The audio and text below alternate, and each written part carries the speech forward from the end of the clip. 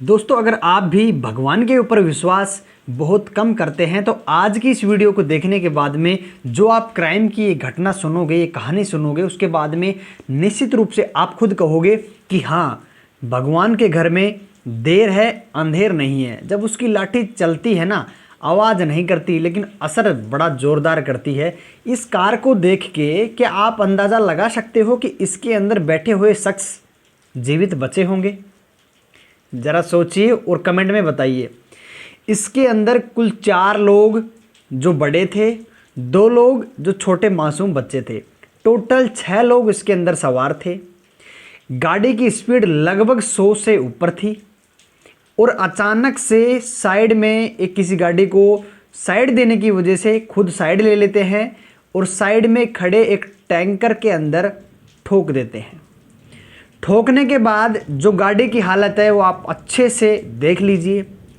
इसके अंदर 4 लोग जो बड़े थे उनमें से कुछ की डेथ हो जाती है, कुछ को चोटें आती हैं, लेकिन आपको बता दूं कि इन 2 मासूम बच्चों को कुछ भी नहीं होता है।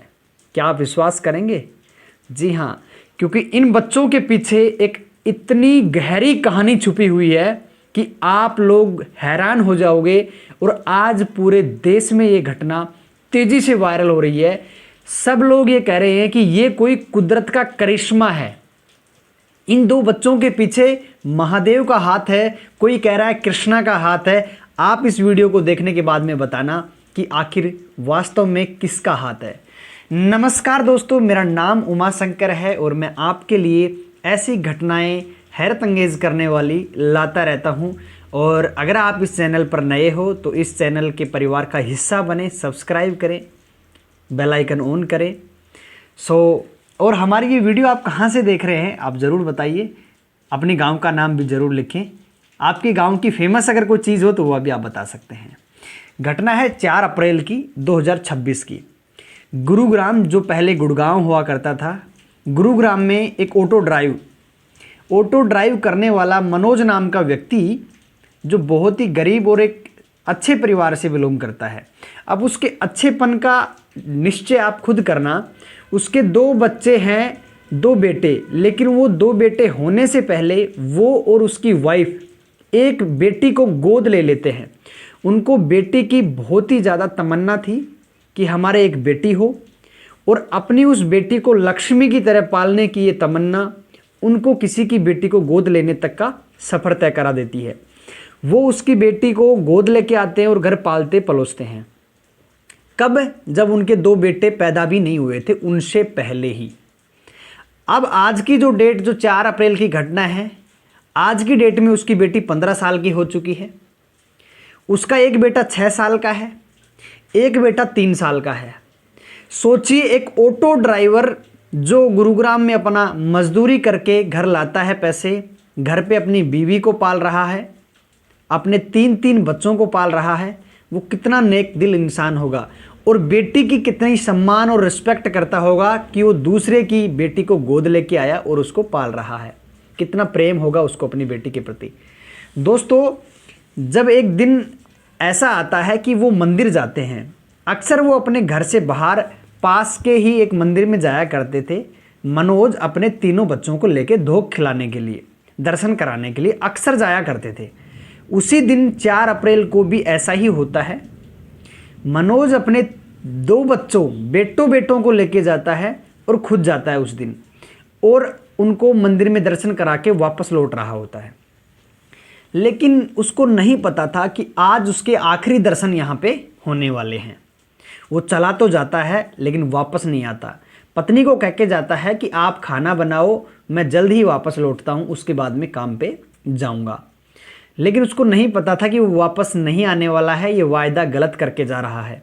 मंदिर में जाते हैं, दर्शन करते हैं, वापस आते समय जैसे ही उसके बच्चे जीने से, जो सीढ़ियाँ होती हैं मंदिर की, उनसे नीचे उतरते हैं, और जैसे ही ये भी नीचे उतर के आ जाता है, वहीं पे एक कार खड़ी होती है।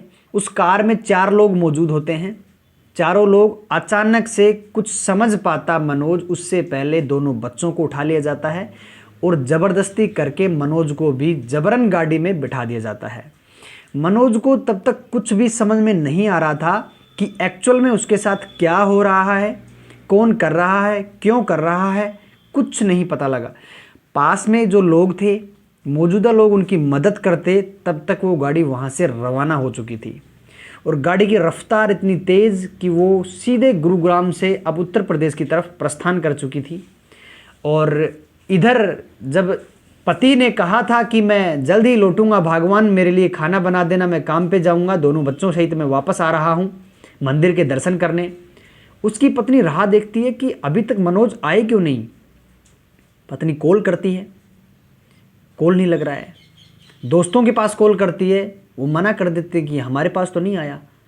अब पत्नी को शक हो जाता है कि आखिर हुआ क्या, मनोज अभी तक आया क्यों नहीं है। 1 घंटा 2 घंटा हो गया। बीवी परेशान हो गई कि उनको आ जाना चाहिए था। मंदिर की तरफ जाती है, वहाँ भी कोई नहीं। तब पता लगता है कि वहाँ से किसी 4 लोगों ने गाड़ी में उनको उठा लिया है। अब पत्नी बेचारी हैरान हो जाती है और रोने लगती है, बुरी तरीके से पागल हो जाती है रो रो के, और वो तुरंत वहीं गुरुग्राम थाना के अंदर चली जाती है। वहाँ पे पुलिस वालों से मदद मांगती है, एक मदद की गुहार लगाती है कि साहब मेरे 2 बच्चे और मेरे पति गायब हो गए हैं, मंदिर गए थे, कुछ ही समय का नाम लेके गए थे, आधा घंटा 1 घंटा 2 घंटा हो गया, मैंने कॉल किया, दोस्तों के पास कॉल किया, लेकिन वो नहीं मिल रहे। पुलिस वालों ने पूछा कि आखिर मंदिर क्यों गए थे। उन्होंने कहा कि अक्सर वो जाते थे और मंदिर ही गए थे लास्ट टाइम, उसके बाद में वापस नहीं आए। पुलिस वहाँ पे जाती है, मौके पे पहुँचती है मंदिर पे, तो वहाँ पे कुछ लोगों से बात करती है, और जैसे ही उन लोगों से बात करती है तो पता चलता है कि वहाँ पे 4 लोगों द्वारा एक कार के अंदर उनको उठा लिया गया है। अब पुलिस को शक हो जाता है कि मामला किडनैपिंग का है, इसलिए वो किडनैपिंग का रिपोर्ट दर्ज कर लेते हैं। किडनैपिंग का मामला दर्ज होने के बाद में उन्होंने इस पे काम करना चालू कर दिया। बीवी को आश्वासन दिया कि आप घर जाइए, हम लोग इसकी तफ्तीश कर रहे हैं, आप चिंता मत कीजिए, हम उसकी पूरी तलाश करने की कोशिश करेंगे।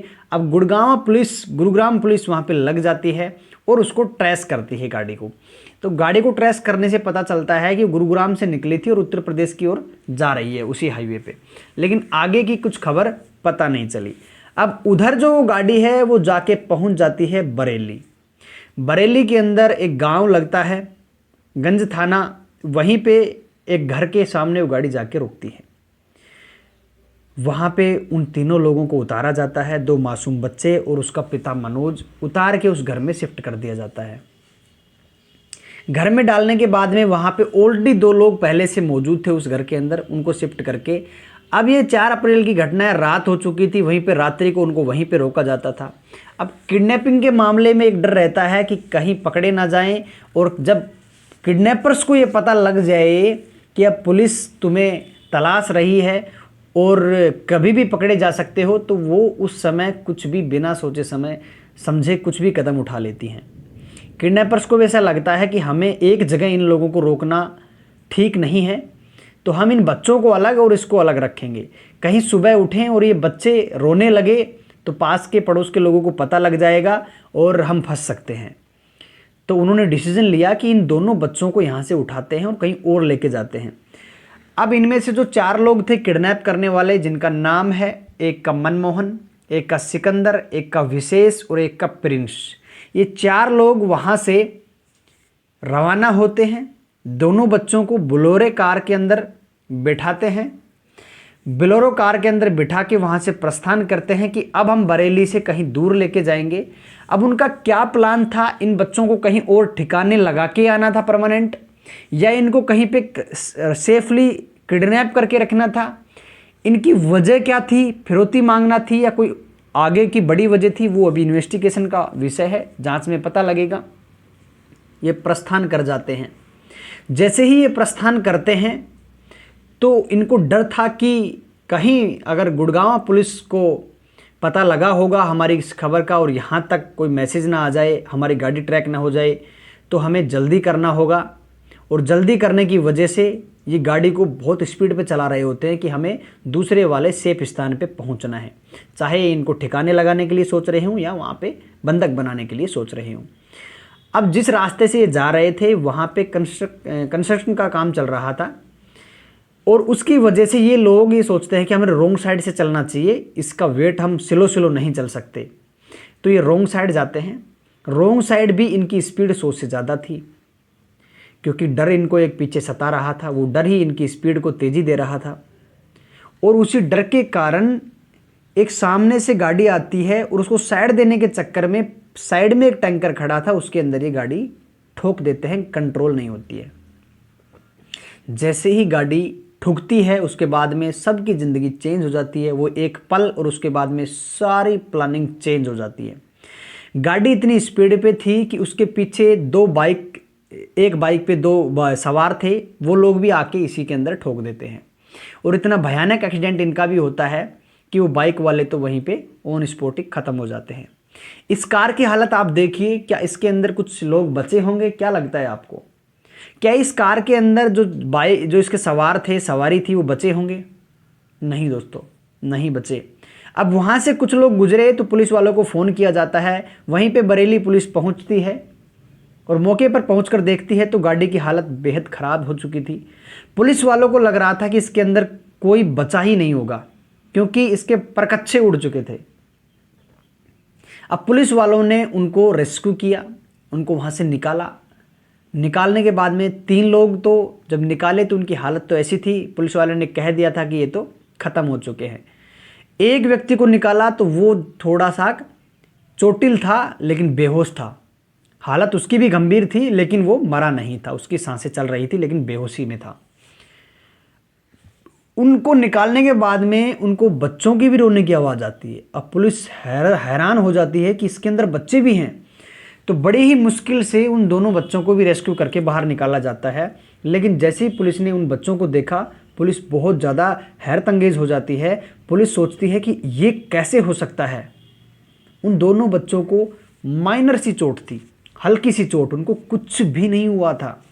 अब चूंकि बच्चे बेहद छोटे थे तो उनसे वो डर भी गए थे, एक्सीडेंट के कारण सहमे हुए थे, उनसे कुछ भी पूछताछ नहीं होती है। अब उन चारों लोगों को निकाल लिया, 2 बच्चों को निकाल लिया, और वहीं पे एक बाइक पे जो 2 बाइक सवार थे वो भी एक्सीडेंट हो चुके थे। एम्बुलेंस के माध्यम से अस्पताल लेके जाया जाता है सभी लोगों को। पूरे के पूरे 4 लोग तो गाड़ी के, 2 बच्चे 6 और 2 वो 8 लोगों को लेके जाया जाता है, जिनमें से हॉस्पिटल जाने के बाद में डॉक्टर ने डिक्लेयर कर दिया कि 5 लोग तो ख़त्म हो चुके हैं। 3 वो लोग जो बोलेरो कार में बैठे थे, जो 4 लोग थे किडनैप करके 2 बच्चों को लेके जा रहे थे, उनमें से 3 मर चुके हैं, 1 जीवित है लेकिन अभी बेहोश है, जिसका नाम प्रिंस है। यानी कि मनमोहन, विशेष और सिकंदर मर चुके हैं, अभी सिर्फ और सिर्फ प्रिंस बाकी है। और 2 बच्चे हैं वो बिल्कुल ठीक है, उनका ट्रीटमेंट करने के लिए वहाँ पे जो है इलाज चला दिया गया। जो बाइक पे जो 2 लोग सवार थे वो वहीं पे मर चुके थे। बस इस कहानी के अंदर थोड़ा सा एक अजीब चीज़ ये हुई और दुख में चीज़ ये है कि उन गाड़ी वालों की वजह से इन 2 बाइक सवार की बेगुनाहों की मौत हो गई। पता नहीं किसके भाई, किसी का बेटा, किसी का पति, ताऊ, बिना वजह ही इनकी मौत हो गई।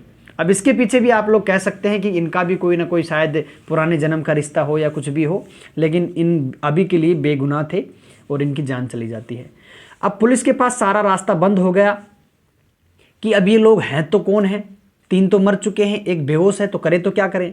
तो गाड़ी में से उनके फ़ोन निकाले जाते हैं और उनका डाटा निकाला जाता है कि कौन है, क्योंकि एक्सीडेंट के केस में अक्सर पुलिस जो घर वालों को इन्फॉर्म करती है कि आपका बेटा, ताऊ, बच्चा जो भी है इस तरीके से हादसा हो गया।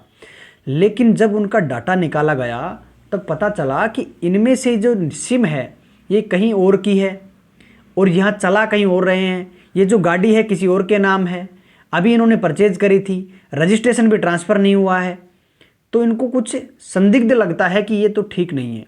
अब पुलिस ने एक काम किया कि इनकी जो मोबाइल नंबर थे, इनका फ़ोन का जो डाटा था, जो कलेक्ट इनको मिला, फ़ोटोज़ वगैरह मिली, उनको यक्स ऐप, क्योंकि उत्तर प्रदेश पुलिस ने 2025 के अंदर एक यक्स नामक ऐप को जो लॉन्च किया, जिसके अंदर टॉप क्रिमिनल्स जो हैं उनका डाटा, बायो कुंडली सेव किया गया, ताकि आने वाले भविष्य में अगर कोई भी व्यक्ति जो फेस बदल के, आवाज़ बदल के अगर पाया जाए तो उसमें रिकॉर्ड उसका निकाला जा सके। तो इस तरीके से वो एप्लीकेशन लॉन्च किया गया, उसके अंदर डाला गया तो पता लगा कि जो 4 लोग हैं ये चारों के चारों का रिकॉर्ड पहले से मौजूद है। इसका मतलब ये कोई आम व्यक्ति तो नहीं है, ये क्रिमिनल ही हैं, जिनमें 2 लोगों को मर्डर केस के अंदर किया गया था और उनको बेल पे बरी किया गया था, वो भी इसके अंदर ही थे, बोलेरो के अंदर।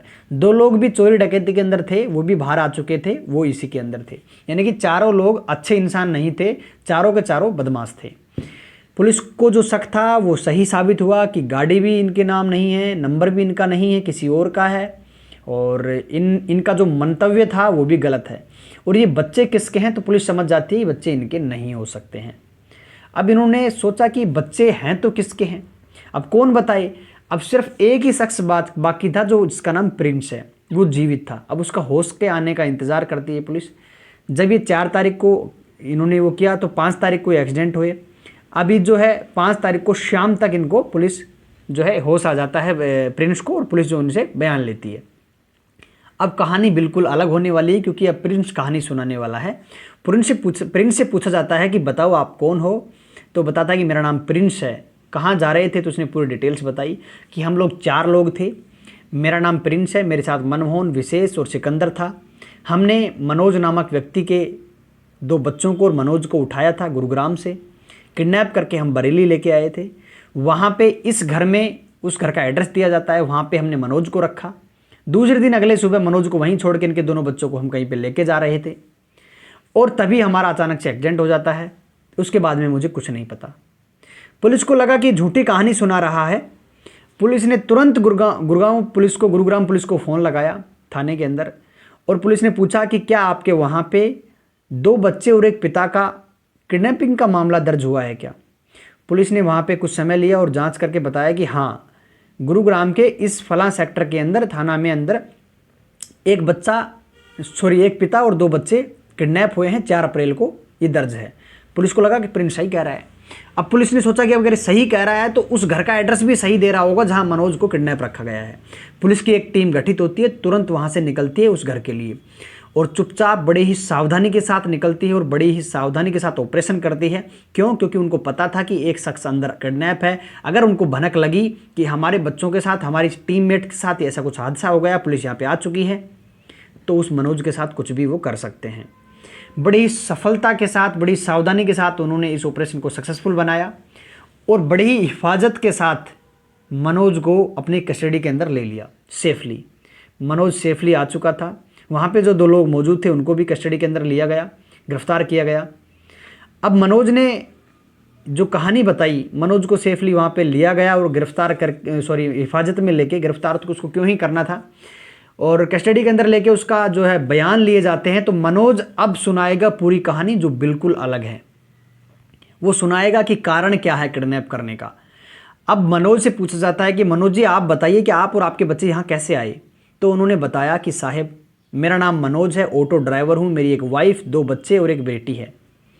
हम लोग गुड़गांव के सेक्टर नंबर इतने में रहते हैं, और जब मेरी बेटी को मैं गोद लेके आया था, जब मेरे बेटे नहीं हुए थे तब मैं उस बेटी को गोद लाया था, क्योंकि मुझे बेटी पालने का बड़ा शौक़ है, और मैं बेटी को एक लक्ष्मी का रूप मानता हूँ, और मैं उसकी पूजा करना चाहता था, उसको पालना चाहता था।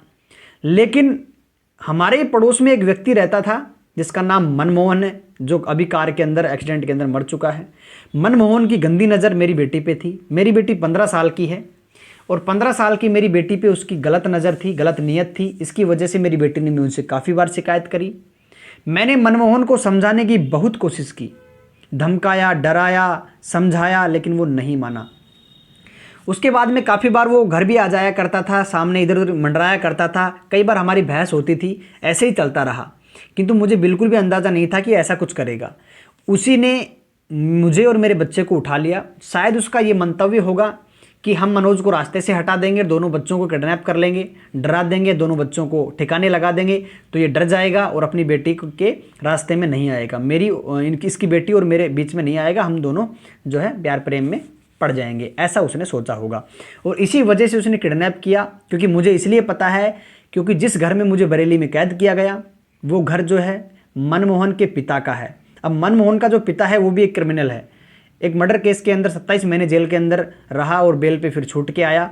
वो फिर से इस घटना को अंजाम देने में मदद करता है। अब बोले कि हमें जो किडनैप कर लिया गया उसके बाद में हमें कुछ नहीं पता, मुझे वहाँ पे कैद रखा गया, मेरे बच्चों को यहाँ से लेके चले गए, उसके बाद में तो साहब आपको पता ही है। अब पुलिस हैरान हो जाती है कि वास्तव में इन लोगों ने तो बहुत गलत किया। और अब प्रिंस से ये पूछना बाकी था कि आप लोगों ने जो ये किडनैप किया, किडनैप करने के बाद इन बच्चों को जो आप लेके जा रहे थे वो सिर्फ मारने के लिए लेके जा रहे थे या फिर ठिकाने इनको कहीं सेफ किडनैप करने के लिए लेके जा रहे थे, वो प्रिंस से जो है आगे तहकीकात में पूछा जाएगा। लेकिन अब इन 3 लोगों को जो सज़ा भगवान ने दी वो एक कुदरत का करिश्मा ही आप मानो, क्योंकि ये पहले से क्रिमिनल थे। दूसरी चीज़, अगर इस केस के अंदर ये नहीं एक्सीडेंट होते और इस दोनों बच्चों को ये कहीं लेके चले जाते या ठिकाने लगा देते तो क्या होता? हो सकता है सबूत नहीं मिलता, हो सकता है गिरफ्तार भी नहीं होते। अगर हो भी जाते तो क्या सज़ा मिलती? थोड़ी बहुत सज़ा मिलती, 5-10 साल 20 साल की काट के वापस बाहर आ जाते, फिर से कोई ना घटना को अंजाम देते। और क्या पता अगर सबूत ना मिलते तो थोड़ी सज़ा काटते। लेकिन अब भगवान ने जो इनको सज़ा दी वो ये कहेंगे कि काबिले तारीफ़ तो नहीं कहूँगा, क्योंकि ईश्वर के हम कौन होते हैं तारीफ़ करने वाले, लेकिन फिर भी एक आत्मा को सुकून मिलता है कि इन लोगों का जो मंतव्य था, जो लोग ये कर्म कर रहे थे, तो कर्मा का फल हमेशा मिलता है। किसी की जान लेने के उद्देश्य से जा रहे थे, खुद की ही जान चलेगी। कहते हैं गाँव में कि जो इंसान खड्डा खोदता है वो खुद के लिए खोदता है, दूसरे के लिए नहीं खोदता है।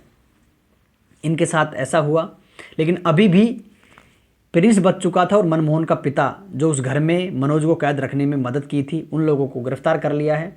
पुलिस अब इंतज़ार कर रही है कि प्रिंस को कब हॉस्पिटल से छुट्टी मिले फिट होने के बाद। उसके बाद में इनको जो भी सज़ा दी जाएगी वो न्यायालय के द्वारा दी जाएगी और इनको हो सकता है उम्र कैद हो, क्या हो वो तो आगे का विषय है। लेकिन मैंने अब जो कहानी आपको सुनाई, इसमें मेरा जो उद्देश्य था यही था कि जब भगवान न्याय करता है तो कुछ अलग तरीके का करता है। उसकी लाठी की आवाज़ नहीं आती। ये लोग बिल्कुल नहीं जानते थे कि हमारे साथ कुछ ऐसा हो जाएगा। और उन 2 मासूम बच्चों को भगवान ने जिस तरीके से बचाया और इनको जिस तरीके से सज़ा दी, और सबसे बड़ी सोचने का विषय पता ही क्या है, इतने भयानक एक्सीडेंट के अंदर, कार के अंदर सभी लोग चोटिल, 3 मर गए, 1 घायल गंभीर है, इनको कुछ भी नहीं हुआ। ये भगवान की गोद में बैठे थे। सोचिए ज़रा। आप लोगों का इस कहानी पे क्या सोचना है और सोचिएगा। सुना आपने लिया, सोच के आराम से कमेंट बॉक्स में अपनी राय दीजिएगा। और दोस्तों इस वीडियो को ज़्यादा से ज़्यादा शेयर कीजिएगा ताकि लोगों के दिल में भगवान के प्रति एक विश्वास पैदा हो। मैं तो आपसे यही कहूँगा कि अपने बच्चों को बहुत ही सेफ रखें, अपनी बेटियों को ज़्यादा से ज़्यादा सेफ रखें, अपनी बहनों को सेफ रखें। दूसरी चीज़, अपने इष्ट देव पे ज़रूर विश्वास रखें। कहीं ना कहीं मनोज जो मंदिर जाया करता था, भगवान को उसका किया हुआ कर्मों का फल देना था। भगवान कैसे रख लेता? उसकी की हुई खेती, कर्मों की खेती का फल तो उसको देना ही था कि ये रोज़ मेरे मंदिर आता है, अगर इसके साथ अन्याय हो गया तो मैं किसको मुंह दिखाऊंगा, कौन मुझ पे विश्वास करेगा? उसके इष्टदेव पे, उसके इष्टदेव को हम नमन करते हैं। और thank you Mahadev, thank you Prabhu.